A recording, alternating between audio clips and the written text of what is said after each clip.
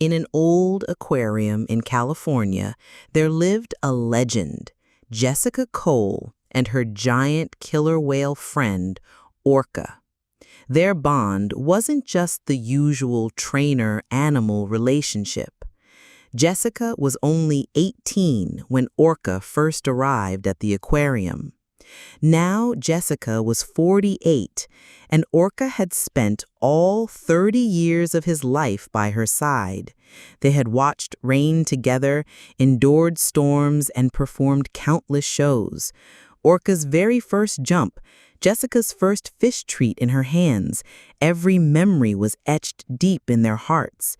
That day, the crowd was full as always. Jessica blew the same old whistle she had always used to call Orca onto the stage. The water swirled gently, then came a big splash.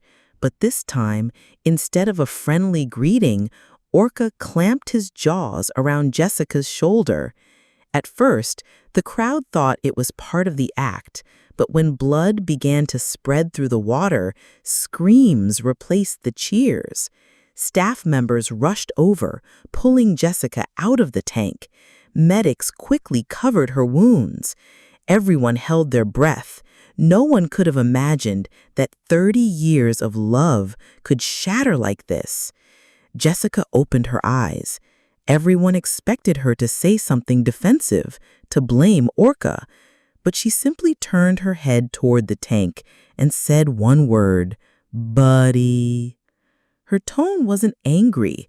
It was tired, filled with a deep, aching love, like a friend saying, "Why?" Orca hid in the corner of the tank, his dorsal fin gently swaying in the water. Not a single person in the crowd was left without tears in their eyes. The next morning, the headlines read, "30 years of love, broken in 30 seconds." Jessica's wounds were worse than they first appeared. In the hospital, machines beeped steadily, each one a fragile promise.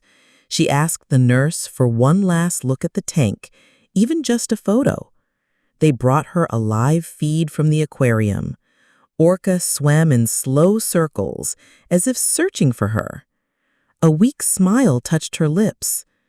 "Buddy, I'm here," she whispered.